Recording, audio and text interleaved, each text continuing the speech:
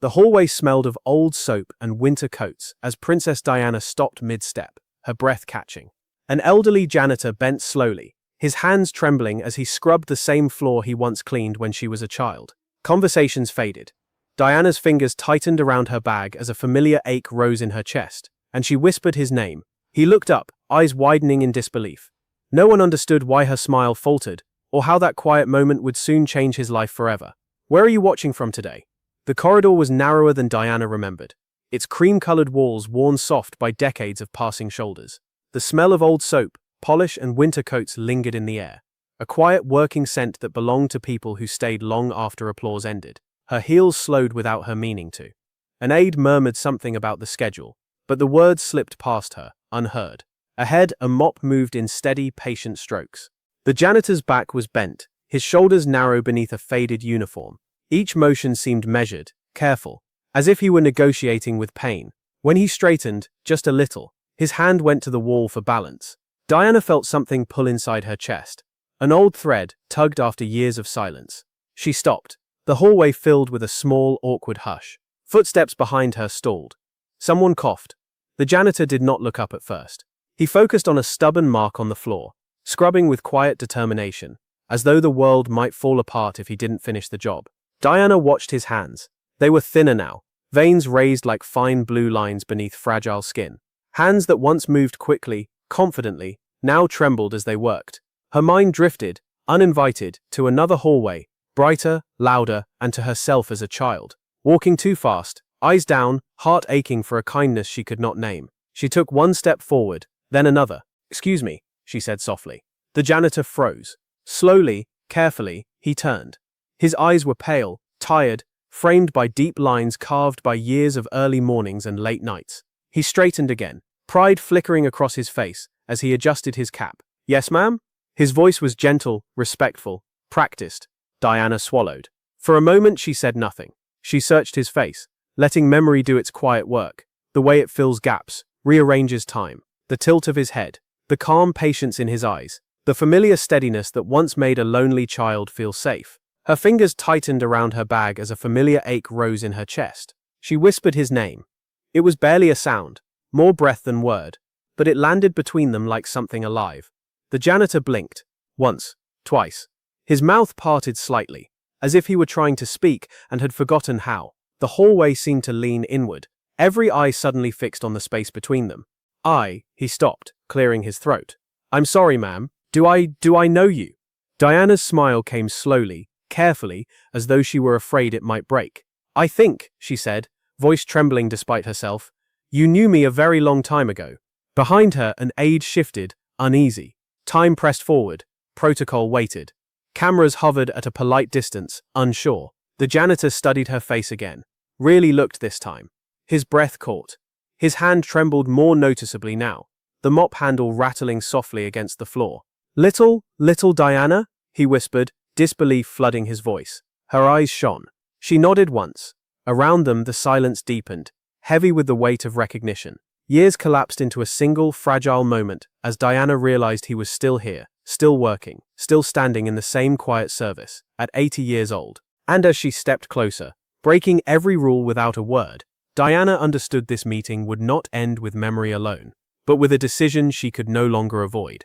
Diana took another step forward, ignoring the whispers behind her, knowing whatever she said next would change everything. Diana did not speak right away. She simply stood there, facing him, as if time itself had paused to catch its breath. Up close, the years showed more clearly. The janitor's uniform hung loosely on his thin frame. The fabric faded at the elbows, the name tag scratched and dulled until the letters were barely readable. His shoes were clean but worn down at the heels, shaped by thousands of quiet steps no one ever noticed. He kept his hands folded around the mop handle now, knuckles pale, unsure of what to do with them. "I'm sorry," he said again, softer this time. "I didn't mean to stare. It's just, you look so much like her." Diana's throat tightened. "I am her," she replied gently. "Or what's left of that little girl." A breath escaped him, shaky and disbelieving. His shoulders sagged as if he had been holding himself upright by will alone. "Well," he murmured, managing a small, embarrassed smile. "You grew up just fine then." The words were simple, but they struck her harder than any formal greeting ever had. Around them, the hallway slowly came back to life. A few staff members exchanged glances. Someone whispered Diana's name. An aide leaned in, speaking under her breath about timing, about the next engagement waiting just beyond the doors. Diana did not move. "What's your name now?" she asked. He hesitated, then answered. "Arthur, ma'am. Arthur Bell. Been Arthur all my life." She nodded. "Arthur," she repeated, as if tasting the sound. "You used to call me Sunshine." His eyes widened. The mop slipped slightly in his grip before he steadied it again. "You remember that?" he asked, almost afraid of the answer. "I remember everything," Diana said quietly, "especially the days when you were the only one who noticed I was crying." Arthur looked down at the floor, blinking rapidly. "I was just doing my job," he said, "keeping the halls clean, making sure no one slipped." "No," Diana replied, firmer now, "you were doing much more than that." A faint color crept into his cheeks. He shifted his weight, wincing slightly as pain caught up with the movement. Diana noticed immediately. "You're hurt," she said. "It's nothing," Arthur replied quickly. "Just age, I suppose. Gets into the bones. But I'm all right. I don't miss a day." Something about the way he said it, so quick, so practiced, made her chest ache again. "You're still working," she said. It wasn't a question. Arthur nodded. 46 years now. Same building. Same floors. They don't change much. He smiled, but it didn't quite reach his eyes. "Neither do I guess." Diana glanced at the clock on the wall. She thought of warm offices, of people her age planning retirements, holidays, rest. She looked back at Arthur, standing patiently with his mop, waiting for permission to exist in the space he had served for nearly half a century. "Arthur," she asked carefully, "do you ever take time off?" He chuckled, a soft, almost apologetic sound. "No, ma'am, don't really know what I'd do with it." "Do you have family?" she pressed. He hesitated this time, longer. "I did," he said. "My wife. She passed some years back. No children." He cleared his throat. "Work keeps me busy, keeps the lights on." The hallway felt colder suddenly. An administrator stepped forward, forcing a polite smile. "Your Royal Highness, we really must." Diana raised a hand. Not sharply, just enough. She turned back to Arthur. "How old are you?" 80, he answered. 80 last spring. The words landed heavily between them. 80. Still mopping floors. Still apologizing for being slow. Still standing because no one had told him he was allowed to stop. Diana inhaled slowly, steadying herself. She looked at Arthur, not as a figure from her past, not as staff, but as a man who had given his strength away quietly, one day at a time. "And you're still here," she said, her voice low. "Why?" Arthur's gaze dropped to the floor again. His answer came so softly that only she heard it. "Because I can't afford not to be." Diana's eyes filled, though she did not let the tears fall.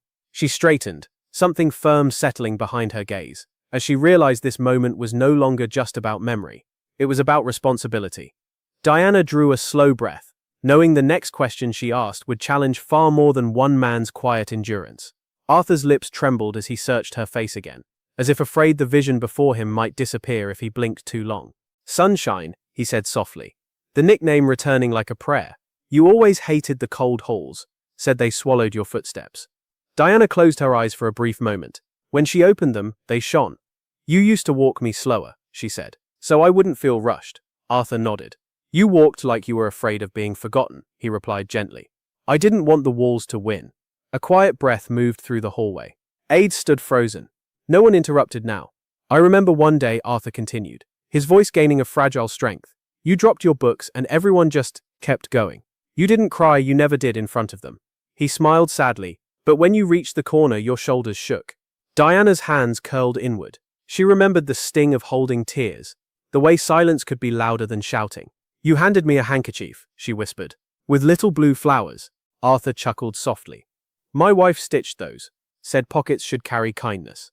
Diana felt the words settle deep inside her. She could almost see it herself as a small girl, clutching fabric that smelled faintly of soap and home. For the first time, she understood how much of her survival had come from moments no one ever recorded. "Why didn't you ever say anything?" she asked. "All those years." Arthur looked down, embarrassed. "It wasn't my place. I was just the man who cleaned the floors." "No," Diana said, quietly but firmly. "You were the man who saw me." That did it. Arthur's composure broke. Tears slid down his cheeks, unguarded now. He turned slightly, ashamed, wiping them with his sleeve. "I'm sorry," he murmured. "Didn't expect today to feel like this." Diana stepped closer without thinking. The space between royalty and routine vanished in a single step. "You don't need to apologize," she said. You gave a lonely child dignity when no one else noticed. Behind them, a staff member shifted uncomfortably. Another cleared their throat. The moment had grown too real, too human. Arthur straightened again, forcing calm. I always hoped you were happy, he said, even when things didn't look easy. Diana met his eyes. Some days were not, she admitted. But I remembered you. I remembered that someone cared. He nodded, absorbing that quietly. She hesitated, then asked, Arthur, you said you stayed because you had to. But there were times, surely, when it was too much. When your health, she trailed off, gesturing gently to his shaking hands. Arthur's jaw tightened. He was silent for a long moment. Then he spoke. There was a year, he said slowly, when my legs nearly gave out. Doctor told me to stop, said I wouldn't last another winter working like this. He swallowed. I didn't listen. Diana's heart clenched. Why? Arthur reached into his pocket. His fingers fumbled stiff and slow, before pulling out something small and folded. He opened it carefully. A worn photograph. It showed a young Diana, laughing, mid-step, sunlight catching her hair. On the back, in faded ink, were 4 words. For Arthur. Thank you. Her breath left her all at once. You gave me that, he said. When you were 10, said I should keep it, so I'd never feel invisible. His voice cracked. I promised myself I'd stay, as long as I could stand, because someone like you once needed me. The hallway stood utterly still. Diana stared at the photograph, realization flooding her chest as she understood the truth. Arthur had not stayed for wages alone, but for a promise rooted in love and loyalty. And now at last it was her turn to answer it. Diana lifted her gaze from the photograph, knowing the promise he kept for decades was about to demand something powerful from her. The photograph felt heavier than paper in Diana's hands, as if it carried the full weight of the years Arthur had given away quietly. She held it carefully, afraid even her breath might damage it. You kept this, she said, voice low. All this time. Arthur nodded. It reminded me why some things matter, he replied, even when no one's watching. Diana looked at the edges of the photo, worn soft by decades of being unfolded and refolded. She imagined him taking it out during breaks, during hard mornings, during nights when pain settled deep in his bones. The thought made her chest tighten. You should never have had to keep working like this, she said. Arthur straightened a little, pride rising despite the tremor in his body. Work kept me useful, he answered. After my wife passed, the days got very quiet. If I stayed home, the walls felt too loud. Diana closed her eyes briefly. She understood that kind of silence all too well. You stayed for her, Diana said gently. For her, Arthur agreed, and because I promised myself I wouldn't become a burden. Those words landed sharply. A nearby administrator cleared his throat. Your Royal Highness, he said carefully. Mr. Bell has always been dedicated, but we assure you his employment is voluntary. Diana turned slowly. Her expression remained kind, but something firm had settled beneath it. Voluntary, she repeated. At 80. The administrator shifted. We offer standard options. Retirement paperwork is available. Arthur flinched, stepping back half a pace. It's all right, he said quickly. I didn't mean to cause trouble. I can finish this section and no, Diana said softly. One word. Quiet. Unyielding. Arthur froze. She turned back to him. You don't need to apologize for surviving, she said. And you certainly don't need to explain your worth. The hallway felt smaller now, as if the walls themselves were listening. Arthur swallowed. I don't ask for much, he said. Just enough to keep going. Diana inhaled slowly. Arthur, she asked, has anyone ever thanked you? Truly thanked you for staying? He considered the question. Then shook his head. People say good morning, he said. Sometimes they don't. Something flickered across Diana's face. Sadness, then resolve. She turned back toward the administrators. How long has he been working past retirement age? Another pause. Another careful answer. Several years, ma'am. And no one thought to intervene, she asked. The silence that followed was answer enough. Arthur shifted again, discomfort growing, not in his body but in his spirit. Please, he murmured. I don't want special attention. Diana stepped closer to him, lowering her voice so only he could hear. This isn't special attention, she said. This is overdue respect. Her hand hovered briefly, then rested gently on his arm. The touch was light, human, grounding.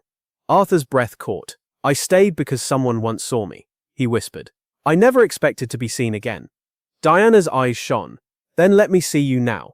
She straightened, lifting her gaze to everyone watching. The aides, the officials, the staff, every face turned toward her. What happens next, she said calmly, will not be decided by convenience. A ripple moved through the hallway. Arthur felt it too. He looked at her, uncertainty and hope battling in his tired eyes. "Diana," he said quietly, using her name without title for the first time. "What are you doing?" She met his gaze, steady and compassionate. "I'm asking a question," she replied, "one that should have been asked years ago." Diana turned toward the officials, her voice calm but resolute, and asked a question that made every excuse in the room fall silent. "If you witnessed someone give their whole life quietly like this, would you speak up or stay silent?" The question hung in the air longer than anyone expected, heavy and unmoving. "Why?" Diana asked calmly. "Was no alternative ever offered to him?" No one answered right away. Arthur shifted beside her, unease creeping into his posture. He lowered his gaze as if the floor might rescue him from the attention. "It's really fine," he murmured. "I don't want anyone in trouble." Diana turned slightly toward him. "This isn't about trouble," she said softly. "It's about truth." A senior official stepped forward, his smile thin and professional. "Your Royal Highness, Mr. Bell has always declined assistance. We respect personal choice." Arthur's head snapped up. "I never declined," he said quietly. "I was never asked." The hallway seemed to inhale. The official's smile faltered. "There are procedures," he replied. "Budgets, limitations." Diana tilted her head. "Procedures should protect people," she said, "not exhaust them." Another administrator interjected, voice tense. "With respect, ma'am, changing one case creates expectations." Diana looked at him. Her eyes were gentle but unwavering. So does ignoring it. Arthur's hands trembled more noticeably now. He leaned on the mop for balance. Diana noticed immediately and placed herself subtly between him and the officials, as if shielding him without making a show of it. "You don't have to stand here," she told him. He shook his head. "I've stood here my whole life." That was the killer line. It silenced everyone. Diana drew a slow breath. "Arthur," she said, "how long could you continue like this?" He hesitated. Honesty won. Not much longer. The words struck harder than accusation. Diana turned back to the group. "Then this conversation is already overdue." An aide leaned close, whispering urgently about schedules, about optics, about how this would look. Diana listened, then nodded politely and did not move. "This visit was meant to be brief," she said aloud. "But compassion doesn't run on timetables." The official stiffened. "Are you suggesting immediate changes?" "I am suggesting," Diana replied, "that dignity should never require permission." Arthur swallowed. "Please," he said again, torn. "I don't want to lose my job." Diana turned to him, her voice firm but warm. "You won't lose anything," she said. "Not today." But the officials exchanged looks. Concern, resistance, calculation. One of them spoke carefully. "Your Royal Highness, decisions like this are not yours alone." Diana met his gaze. "Neither is responsibility," she answered. She straightened fully now, the quiet kindness still there, but anchored by resolve. "I want a full review," she said. "Today." A murmur rippled through the hallway. Arthur stared at her, conflicted. "Diana, I don't want you getting into trouble because of me." She smiled softly. "Some things are worth discomfort." The tension sharpened. Lines were drawn, not loudly, not cruelly, but clearly. And everyone present understood. This was no longer a polite exchange. It was a turning point. As officials hesitated, one voice from the end of the corridor spoke up, threatening to end the moment before it could begin. The voice from the end of the corridor was calm, controlled, and unmistakably firm. "That won't be necessary." Everyone turned. A senior administrator stepped forward, older than the others, his posture rigid with authority earned over decades. His expression held polite restraint, but his eyes were cold with certainty. "With respect, Your Royal Highness," he continued, "this institution cannot operate on emotional exceptions." Arthur stiffened beside Diana. His shoulders drew inward, as if bracing for impact. "It's all right," he whispered to her. "This is where I step back." Diana did not look at him yet. "Emotional," she repeated slowly, turning toward the man. "Is that how you describe 46 years of service?" The administrator clasped his hands behind his back. "We describe it as employment," he replied. "And employment has limits. Mr. Bell has chosen to remain." Arthur shook his head, panic flickering across his face. "Please," he said quickly, "I don't want to be the reason." "You're not," Diana said quietly. She turned to him now, her voice gentle but unshakable. "Arthur, have you ever been offered a supported retirement plan?" He opened his mouth, closed it, then whispered, "No." The word echoed louder than shouting. The administrator frowned. "If Mr. Bell has concerns, they should be filed formally." Diana's eyes hardened, not with anger but clarity. "You are listening to his concern right now." Arthur's hands began to shake more visibly. The effort of standing was taking its toll. He leaned heavily on the mop, breath shallow. Diana noticed instantly. "That's enough," she said softly. She reached out not to the officials, but to Arthur, guiding him gently toward a nearby bench. "Please sit," she urged. He resisted out of habit. "I'm fine. You don't have to be strong anymore," she replied. That did it. Arthur lowered himself slowly, wincing as he sat. The mop clattered lightly against the wall. The sound felt final somehow, like something ending. A murmur spread. The senior administrator's jaw tightened. "This is becoming inappropriate," he said. "Media attention." "I am aware," Diana interrupted, "and I am not afraid of it." She straightened, every inch composed, her presence filling the narrow corridor without force. "What I am afraid of," she continued, "is what happens when loyalty is rewarded with silence." The administrator's voice sharpened. "You cannot override institutional policy." Diana met his gaze. "I am not asking to override it," she said. "I am asking why it failed." Arthur watched her, eyes glassy. "Diana," he said, voice cracking, "please don't do this for me." She knelt slightly so she was level with him. "I'm not doing this for you," she said softly. "I'm doing it because of you." For the first time, Arthur let his head fall into his hands. His shoulders shook not with weakness but release. The hallway was silent now. No whispers, no footsteps, just truth standing bare. The administrator exhaled sharply. "This discussion ends here," he declared. "Mr. Bell will finish his shift. We'll revisit later." Arthur flinched. His face fell. Old fear returned. Quiet, obedient, familiar. Diana rose slowly. "No," she said. "One word. Clear. Final. I will return tomorrow," she continued, voice steady. "And this will be resolved with dignity." The officials stared at her. They had expected compliance. They had not expected persistence. Arthur looked up at her, stunned. "Tomorrow?" She nodded once. "Tomorrow," she said, "you won't be alone." As she turned to leave, the weight of the moment pressed heavy on everyone present. Because they all understood, she was not stepping away. She was coming back. As Diana walked down the corridor, whispers followed her. Uncertain whether tomorrow would bring resolution, have you ever stood up for someone when it cost you comfort, or stayed quiet to avoid consequences? By nightfall, the building no longer slept the way it used to. Word traveled softly first, through hushed phone calls, closed office doors, and cautious glances exchanged over cups of untouched tea. A princess had stopped in a hallway. A janitor had sat down. Authority had been questioned. And nothing, it seemed, had gone back to normal. Arthur lay awake in his small flat, staring at the ceiling. His legs ached more than usual, a deep, familiar pain. But his mind was louder than his body tonight. He kept seeing Diana's face, not the public one from newspapers, but the woman kneeling in front of him, telling him he no longer had to be strong. He had never known what to do with kindness like that. At the palace, Diana stood alone by a window, London lights blinking like distant thoughts. She had removed her shoes, one hand resting against the cool glass. The day replayed itself in fragments, the tremor in Arthur's hands, the sound of the mop hitting the wall, the way officials had stiffened when she said no. Tomorrow, she knew, would not be gentle. An aide approached quietly. "There's already interest," she said. "Press inquiries. Internal concerns." Diana nodded. "Let them come." "But tomorrow," the aide pressed, "they may push back harder." Diana turned from the window. Her voice was calm, almost tender. "Then I'll stand firmer." Across the city, Arthur sat at his small kitchen table, the photograph laid carefully in front of him. He traced the faded edges with one finger. "Sunshine," he whispered, unsure whether to hope or fear what morning would bring. At dawn, rain misted the streets, soft and persistent. By the time Diana arrived, umbrellas dotted the entrance. Cameras waited now, no longer uncertain, no longer distant. Arthur arrived early, as he always had. He wore his uniform, freshly pressed, hands shaking slightly as he adjusted his cap. He considered turning back more than once. Then he saw her. Diana stepped out of the car without hesitation. No rush, no avoidance. She met Arthur's eyes across the courtyard and smiled.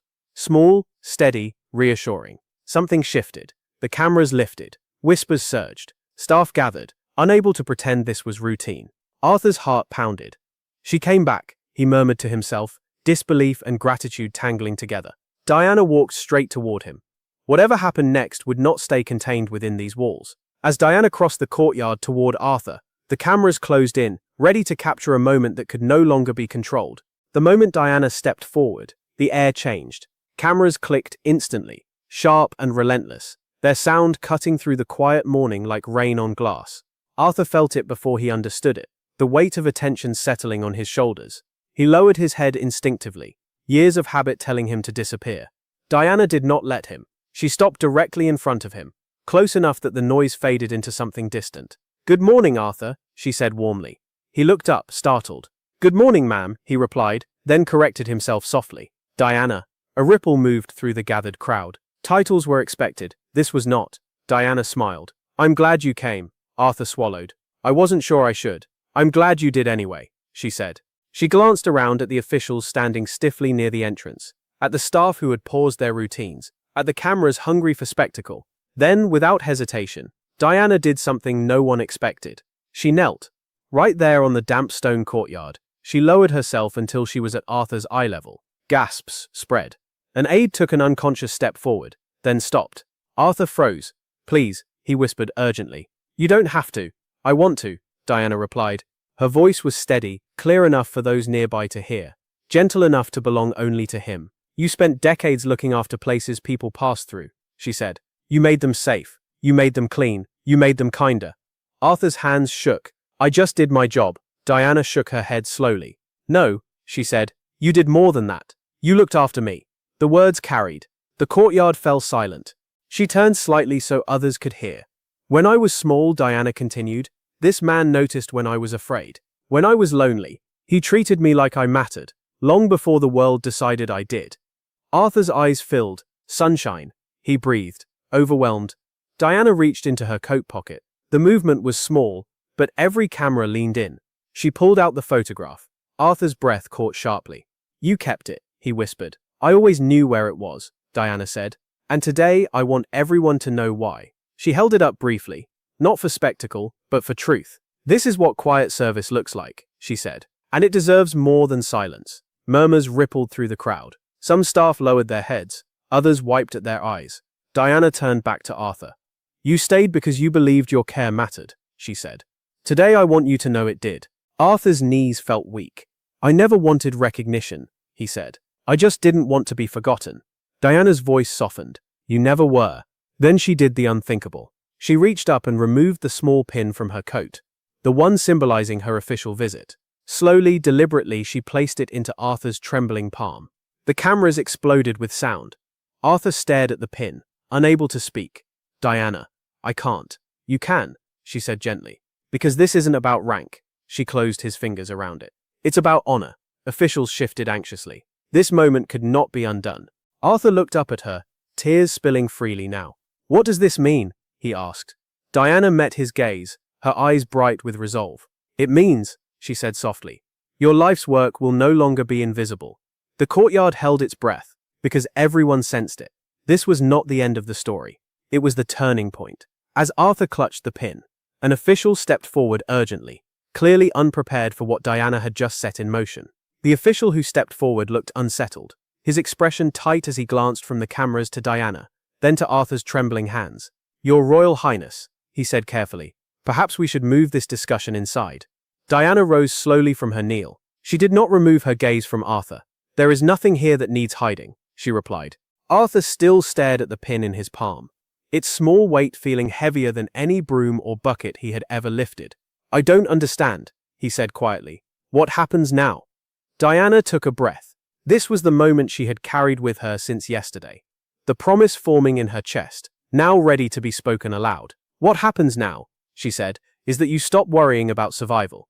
Arthur blinked. I don't. You have worked long enough," Diana continued. "Long enough to earn rest. Long enough to be cared for." A murmur spread through the crowd. The officials stiffened. With respect, one of them interjected. "Financial decisions." Diana turned. "Have already been considered," she said. "And they will be honored."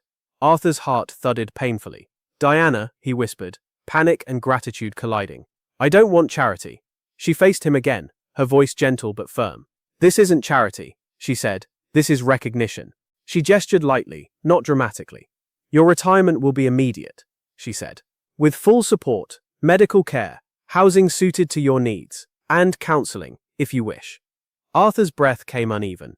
"I don't need much," he said weakly. "Just a small place. Quiet." "That's exactly what you'll have," Diana replied. Tears streamed freely now. Arthur bowed his head, overcome. "Why?" he asked. "Why me?" Diana answered without hesitation. Because kindness should never be punished with exhaustion. That was the killer line. It traveled faster than the cameras ever could. The officials exchanged looks. Defeat, relief, recalculation. The decision was no longer theoretical. It was happening. Arthur looked up, eyes shining. I don't know how to thank you. Diana smiled softly. You already did, she said. A long time ago. She stepped closer and lowered her voice. There is one more thing. Arthur listened, barely breathing. I would like you, she said, to attend a small ceremony next week. Nothing grand, just honest. She paused. Your years of service deserve to be acknowledged properly. Arthur shook his head in disbelief. Me? In front of people? Yes, Diana said. So others like you are never overlooked again.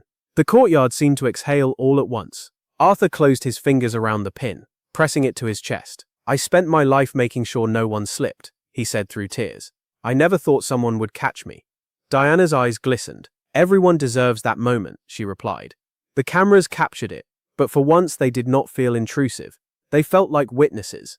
Arthur straightened, a new calm settling over him. For the first time in decades, his future did not look like another early morning. It looked like rest. It looked like dignity. And as Diana stepped back, allowing him space to breathe, she added one final promise, spoken softly, meant only for him. You won't walk this next chapter alone. Arthur nodded, unable to speak. But the officials behind them understood something else entirely. This single act would not end here.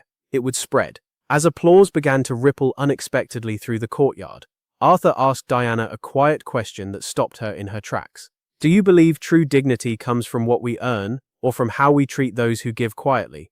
Arthur's question came quietly, almost lost beneath the growing applause. What do I do tomorrow? He asked. Diana stopped. The sound around them softened, as if the courtyard itself leaned in to listen. She turned back to him, her expression gentle, thoughtful. Tomorrow, she said. You wake up without an alarm.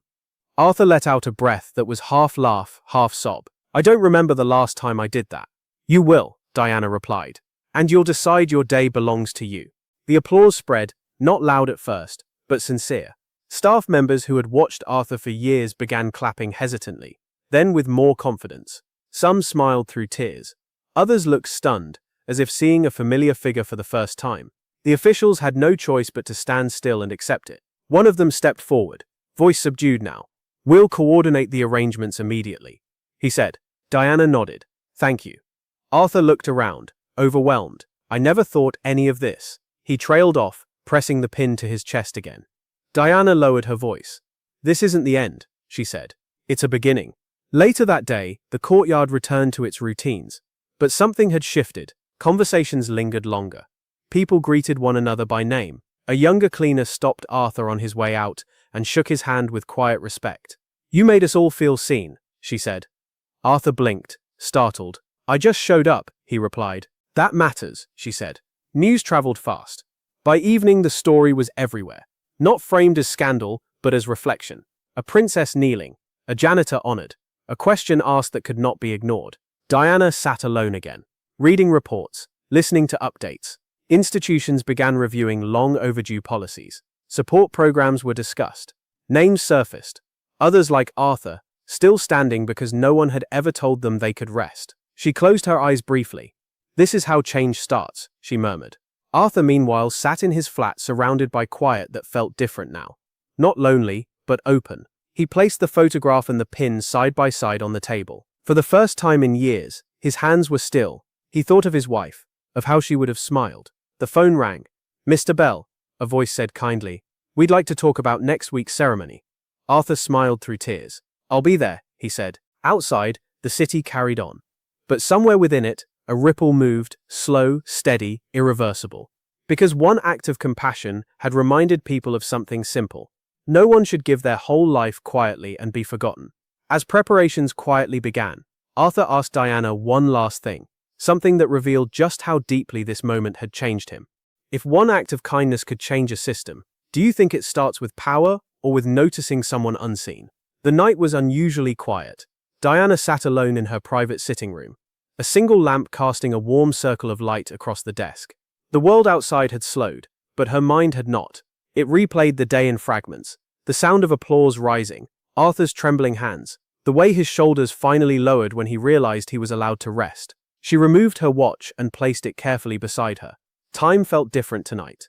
Less like something chasing her, more like something asking to be understood. Diana leaned back, closing her eyes. She thought of all the people who had passed through her life unseen. Drivers, cleaners, orderlies, faces that blended into routine because no one taught the world to pause for them. Arthur had not been invisible because he lacked value. He had been invisible because kindness often works in silence. She stood and crossed the room slowly, barefoot on cool stone. At the window, the city lights shimmered like distant stars. Somewhere out there, Arthur was sitting in a small flat, perhaps unsure how to exist without duty pulling him forward. "You did enough," she whispered, as if he could hear her. Diana returned to the desk and opened a drawer. Inside were letters she never sent. Words written in moments like this, when reflection demanded shape. She took out fresh paper. Her pen hovered. Then she began to write. Not as a princess, not as a symbol, but as a woman shaped by quiet hands that once offered her a handkerchief with blue flowers. She wrote about gratitude, about noticing, about how dignity should not arrive late in life. She wrote Arthur's name once, then stopped, choosing instead to write everyone who gives without being asked. The letter was not meant for the press, it was meant for memory. When she finished, Diana folded the page carefully and placed it back in the drawer. Some words did not need witnesses to matter. She exhaled, feeling a strange calm settle in her chest. This moment had changed her too. Arthur had reminded her of something she had always believed but sometimes forgot. That real power bends downward, not upward. That kneeling was not weakness. That listening could be an act of courage. She turned off the lamp. In the darkness, Diana allowed herself one final thought before sleep claimed her. If one man's life could be changed by being seen, how many others were still waiting in the quiet? As Diana closed her eyes, she knew the letter she'd written would soon lead to a decision far bigger than Arthur's story alone. The ceremony was small, just as Diana had promised. No grand banners, no raised platform, only a modest hall filled with people who understood quiet work because they lived it every day. The air carried a gentle murmur, not excitement, but something deeper, recognition. Arthur stood near the front, hands folded neatly, wearing a simple suit that felt unfamiliar against his skin. He kept smoothing the sleeves, unsure where to place himself now that he was not standing by a wall, not holding a mop, not waiting to be overlooked. "You look very smart," Diana said softly, as she approached. Arthur turned, startled, then smiled shyly. "I feel like I'm borrowing someone else's life," he admitted. Diana's eyes warmed. "Sometimes," she said, "that's how new chapters begin." The room settled into silence as Diana stepped forward. She did not speak loudly. She did not need to. "Today," she said, "we are not here to celebrate position. We are here to honor presence." Arthur's throat tightened. For decades, Diana continued, Arthur Bell arrived early, stayed late, and made sure others passed safely through their days. He did this without applause, without reward, and without ever asking to be seen. She paused, letting the words breathe. "But being unseen does not mean being unimportant," she said. "It means the world has forgotten how to look." Arthur lowered his head, overwhelmed. Diana turned toward him. "Arthur," she said gently, "your kindness shaped more than clean floors. It shaped people." She presented him with a simple certificate, not ornate, not ceremonial, but sincere. Along with it came a small plaque bearing a single line. "Quiet service is the loudest form of love." Arthur's hands shook as he accepted it. "I didn't do anything special," he said into the hush. Diana smiled. "That's exactly why this matters." Applause rose, not thunderous but full, honest, sustained. Afterward, people lined up to speak with Arthur. A young cleaner thanked him for teaching her patience. A guard admitted Arthur had once stayed late to help him after a long shift. Stories unfolded, small moments that had mattered more than anyone realized at the time. Arthur listened, stunned. "I didn't know," he kept saying. "I really didn't know." Diana watched from a distance, her hands folded, her heart full. This was the ripple she had sensed. The way dignity, once restored, spread outward. Later, as the hall emptied, Arthur approached her again. "I spent my life thinking I was just passing through," he said quietly. "But today, I feel like I belonged." Diana met his gaze. "You always did." Arthur hesitated, then smiled. "You know," he said, "I used to worry what would be left when I stopped working." "And now?" she asked. He glanced at the plaque, then back at her. "Now I know," he said. "It wasn't the flaws, it was the care." Diana nodded, emotion rising gently within her. Some legacies are not built in monuments. They live in the people who remember how you made them feel. As Arthur prepared to leave, Diana sensed this was not goodbye, but the beginning of something quietly enduring. Who in your life has shaped you quietly, without recognition, but deserves to be remembered? The hall emptied slowly, as if no one wanted to break the spell too quickly. Chairs scraped softly against the floor, voices lowered. People lingered at the doorway, glancing back at Arthur one more time before leaving, as though afraid that if they looked away, the moment might disappear. Arthur stood near the exit, holding the plaque carefully under his arm. He kept touching it, almost to reassure himself it was real. His suit still felt strange, but now it carried warmth instead of unease. Diana approached him quietly. "You don't have to rush," she said. He smiled, a little embarrassed. "Old habits," he replied. "I'm used to being the last one out." She tilted her head. "Not today." They stood together for a moment, the space between them easy and unguarded. The years that once separated them felt thinner now, like distance that had finally learned how to close. "I was thinking," Arthur said slowly, "about the first day I met you. You were so small, you dropped your gloves and didn't even notice." Diana laughed softly. "You chased after me with them. And you looked at me like I'd saved the world," he said. "I never forgot that look." Diana's eyes glistened. "You did save mine," she replied, "in ways I only understand now." Arthur swallowed, emotion tightening his throat. "I'm grateful," he said, "for today, for everything." He hesitated, then added, "But I don't want you to think I needed rescuing." She met his gaze, understanding immediately. "I know," she said. "This wasn't rescue. It was recognition." He nodded, relief softening his shoulders. Outside, evening light filtered through the windows, casting long, gentle shadows across the floor. It felt like the kind of hour meant for endings that weren't sad. Arthur adjusted his coat. "I suppose this is where I go home," he said, almost testing the words. "Yes," Diana replied, "go home." He took a step toward the door, then stopped. Turning back, he reached into his pocket. Slowly, carefully, he unfolded something small, the handkerchief.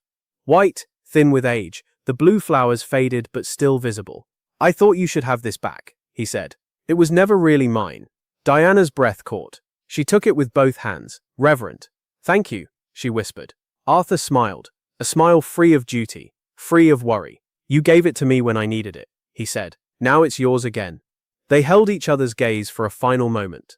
Something unspoken passing between them. Gratitude, closure, continuity. Arthur turned and walked out into the evening. Not bent, not hurried, just steady. Diana watched until the door closed behind him. Only then did she press the handkerchief lightly to her chest. As Diana stood alone in the quiet hall, she realized this farewell had left her with a responsibility she could never set down. The hall felt larger once everyone had gone. Diana stood alone where the ceremony had ended. The echo of footsteps long faded. The air held a quiet stillness, the kind that follows something meaningful when the world pauses out of respect. She remained there for a moment, unmoving, the folded handkerchief resting gently in her palm. She traced the faded blue flowers with her thumb. So much of her life had been shaped by moments the world never saw. Today had reminded her that the smallest acts noticed late or not at all often carried the deepest weight. Arthur had never asked for recognition. He had simply shown up, day after day, offering steadiness where there was fear. And she had been a child who needed that steadiness more than she ever knew.